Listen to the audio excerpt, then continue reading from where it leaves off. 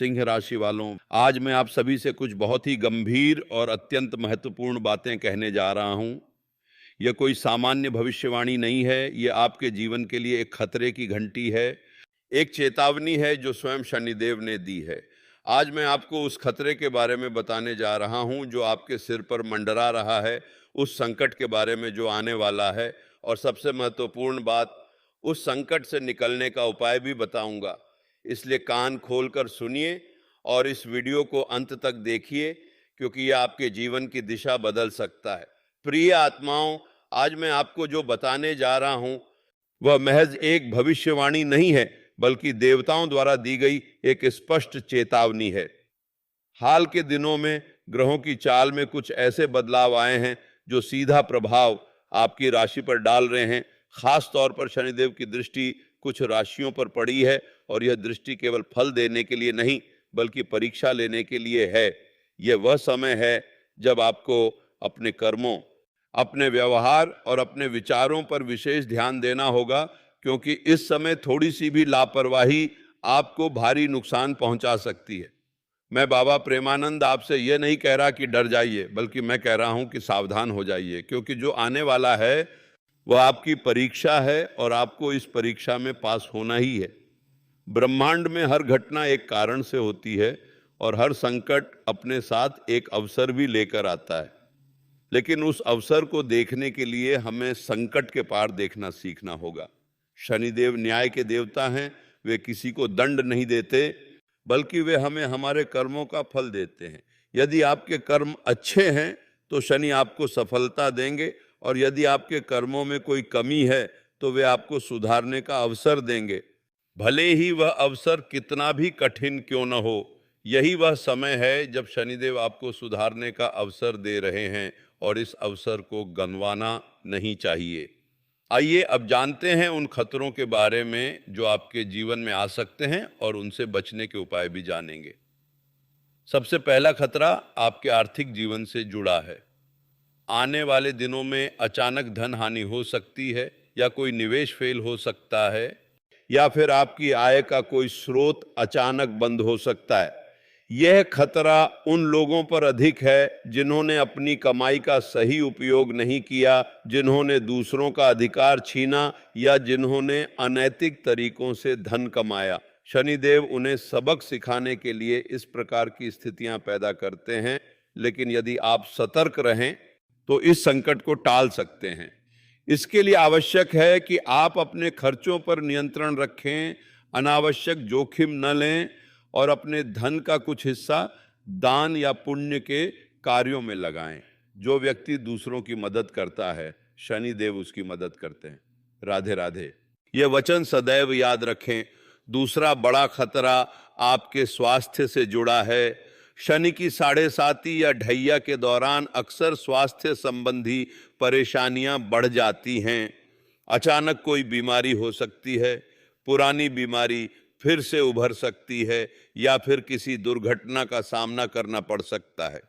यह खतरा विशेष रूप से उन लोगों को है जो अपनी सेहत के प्रति लापरवाह हैं, जो नशा करते हैं, या जिनकी जीवन शैली खराब है। लेकिन आप इस संकट से बच सकते हैं अगर आप नियमित रूप से योग, प्राणायाम और ध्यान करते हैं। अपने आहार पर ध्यान दें, मौसम के अनुसार खाना खाएं, और दिनचर्या को अनुशासित करें। स्वस्थ शरीर ही स्वस्थ आत्मा का घर है, और एक स्वस्थ आत्मा ही शनि के प्रकोप को सहन कर सकती है। भोलेनाथ की भक्ति इस समय सबसे अधिक काम आती है, क्योंकि वह संकटों के हरने वाले हैं। तीसरा खतरा आपके रिश्तों और परिवार से जुड़ा है। इस समय आपके अपने ही आपसे विमुख हो सकते हैं, परिवार में कलह हो सकती है, या फिर किसी करीबी व्यक्ति द्वारा विश्वासघात हो सकता है। यह खतरा उन लोगों पर अधिक है जो अहंकारी हैं, जो परिवार की उपेक्षा करते हैं, या जो अपने बड़ों का सम्मान नहीं करते। शनिदेव उन्हें यह सिखाने के लिए ऐसी स्थितियां पैदा करते हैं कि परिवार का महत्व क्या है। इस संकट से बचने का सबसे आसान उपाय है कि आप अपने परिवार के साथ समय बिताएं, पुरानी गलतफहमियों को दूर करें और विनम्रता से पेश आएं, अपने माता पिता की सेवा करें और अपने भाई बहनों के साथ स्नेह का व्यवहार करें। यही वह कर्म है जो शनि को प्रसन्न करते हैं। कई बार हम सोचते हैं कि हमारी जिंदगी बहुत आसान है और हम किसी भी मुश्किल को पार कर सकते हैं, लेकिन शनि की चाल ऐसी होती है कि वह हमें हमारी असली ताकत और कमजोरी दोनों से रूबरू कराती है। यह वह समय होता है जब हमें अपनी गलतियों का एहसास होता है और हमें अपने जीवन को सही दिशा में मोड़ने का मौका मिलता है। इसलिए इस खतरे को महज एक संकट मत समझिए, बल्कि इसे आत्म सुधार का एक अवसर मानिए। जो लोग शनि की साढ़े साती या ढैया से डरते हैं, वे अक्सर परेशान रहते हैं, लेकिन जो लोग इसे ईश्वर की परीक्षा मानकर सहर्ष स्वीकार करते हैं, वे न केवल इस पार हो जाते हैं, बल्कि और भी मजबूत बनकर उभरते हैं। यही कारण है कि मैं बाबा प्रेमानंद आपसे कहता हूं कि इस समय डरना नहीं है, बल्कि सजग होना है। आइए अब हम जानते हैं कि इन सभी खतरों से बचने के लिए क्या करना चाहिए और कैसे शनिदेव, भोलेनाथ और राधे कृष्ण की कृपा से इस संकट का सामना करें। शनिदेव को प्रसन्न करने का सबसे सरल और कारगर उपाय है कि हम अपने कर्मों को सुधारें, सच्चाई के मार्ग पर चलें, किसी का बुरा न करें और जीवन में शालीनता और विनम्रता को अपनाएं। जब हम सच्चाई के साथ चलते हैं तो शनि स्वयं हमारी रक्षा करते हैं और हम पर उनका कोई दुष्प्रभाव नहीं पड़ता। यह भी ध्यान रखना चाहिए कि जो व्यक्ति दूसरों के दुख में सहायता करता है, उसके जीवन में शनि की साढ़े साती का असर बहुत हल्का होता है। इसके अलावा शनिवार का दिन शनिदेव को समर्पित है। इस दिन आप शनि मंत्रों का जाप कर सकते हैं या शनिदेव को तेल या उड़द दान कर सकते हैं। इससे शनि की कृपा प्राप्त होती है और जीवन में सकारात्मक ऊर्जा का संचार होता है। अब बात करते हैं भोलेनाथ की, क्योंकि वह संकट मोचन है। संकट के समय में महादेव की भक्ति करने से सारे कष्ट दूर हो जाते हैं। एयूएम नमः शिवाय का जाप, शिवलिंग पर जल चढ़ाना और भोलेनाथ का ध्यान करना बहुत लाभकारी होता है। जब आप किसी बड़े संकट में हो तो बस एक बार हर हर महादेव का नाद करें। देखिए कैसे सारी नकारात्मकता दूर हो जाती है। भोलेनाथ की कृपा से बड़ा संकट भी टल सकता है। उन्होंने हलाहल विष पीकर संसार की रक्षा की थी, तो आपके छोटे मोटे संकटों का क्या कहना। इसलिए इस समय महादेव से प्रार्थना करें और उनके चरणों में अपनी सारी चिंताएं समर्पित कर दें। और सबसे महत्वपूर्ण, राधे कृष्ण की भक्ति। जीवन में जो भी संकट आए, हमें राधे राधे का स्मरण करना चाहिए। भगवान श्री कृष्ण ने गीता में कहा है, मामेकम शरणम व्रज, मुझे एकमात्र शरण में आओ। जब हम भगवान के चरणों में पूर्ण समर्पण कर देते हैं तो हर संकट हमसे दूर भाग जाता है। राधा कृष्ण का नाम लेने से मन में अपार शांति आती है और आत्मबल बढ़ता है। ये आत्मबल ही है जो हमें किसी भी खतरे का सामना करने की ताकत देता है। जब संकट आए तो बस राधे राधे कहें और आप देखेंगे कि परिस्थितियां अपने आप अनुकूल होने लगती हैं। अब जब आप इन उपायों को जान गए हैं तो इन्हें अपने जीवन में उतारना आवश्यक है। खतरे की घंटी सिर्फ इसलिए बजाई गई है ताकि आप सचेत हो जाएं, न कि इसलिए कि आप भयभीत हो जाएं। जीवन में संकट तो आते ही रहते हैं, लेकिन जो व्यक्ति इन संकटों को ईश्वर की परीक्षा मानकर धैर्य और विवेक से सामना करता है, वही सच्चा भक्त है। इस समय सबसे बड़ी आवश्यकता है अपने अंतर्मन की आवाज को सुनने की, क्योंकि ईश्वर हमसे अक्सर मौन रहकर बात करते हैं। अगर आपके अंदर कोई अनचाहा विचार आ रहा है, या कोई बुरा सपना बार बार आ रहा है, या अचानक से आपको किसी काम में बहुत ज्यादा रुकावट आ रही है, तो समझ लीजिए कि यह ईश्वर का एक संकेत है। यह संकेत आपको सचेत कर रहा है कि आप अपने रास्ते में किसी बड़ी बाधा की ओर बढ़ रहे हैं। इसलिए इन संकेतों को नजरअंदाज न करें, बल्कि इन पर ध्यान दें और आवश्यक कदम उठाएं। खासतौर पर इस समय आपको अपनी वाणी पर नियंत्रण रखना होगा, क्योंकि गलत शब्द आपके लिए बड़ा संकट खड़ा कर सकते हैं। कई बार बिना सोचे समझे बोले गए शब्द रिश्ते तोड़ देते हैं, काम बिगाड़ देते हैं और दुश्मन पैदा कर देते हैं। इसलिए जब भी बोलें, सोच कर बोलें, सत्य बोलें, लेकिन मधुर भाषा में बोलें। यही वह कला है जो आपको इस समय बचा सकती है। अगर आप ये सब करेंगे तो आने वाला संकट आपके पास से गुजर जाएगा बिना आपको छुए, बिल्कुल उसी तरह जैसे कोई बड़ी लहर किनारे से टकराकर वापस चली जाती है। मैं बाबा प्रेमानंद आपको विश्वास दिलाता हूं कि यह समय कठिन जरूर है, लेकिन यह स्थायी नहीं है। जैसे हर रात के बाद सुबह होती है, वैसे ही हर संकट के बाद सुख आता है। आपको बस थोड़ा सा धैर्य और थोड़ा सा विश्वास रखना है। जिस ईश्वर ने आपको इस धरती पर भेजा है वो आपका भला ही चाहता है, आपका बुरा नहीं। इसलिए अगर आज आपको कुछ कठिनाइयां आ रही हैं तो समझ लें कि वह आपको मजबूत बनाने के लिए हैं। जैसे सोना तपकर खरा होता है, वैसे ही इंसान संकटों से गुजरकर निखरता है। बस इस बात का ध्यान रखें कि आप कभी भी अपने धर्म से विमुख न हों और किसी को धोखा न दें। यही वह आधार है जिस पर आपका भविष्य खड़ा होता है। अब एक और बात, इस समय आपको सामाजिक दायरे में सतर्कता बरतने की आवश्यकता है। कई बार हम अपने सोशल सर्कल में बहुत खुले हो जाते हैं और हर बात हर किसी से शेयर कर देते हैं, लेकिन जब संकट का समय होता है तो यह आदत नुकसानदायक हो सकती है। सभी आपके मित्र नहीं होते और सभी आपकी सफलता से खुश नहीं होते।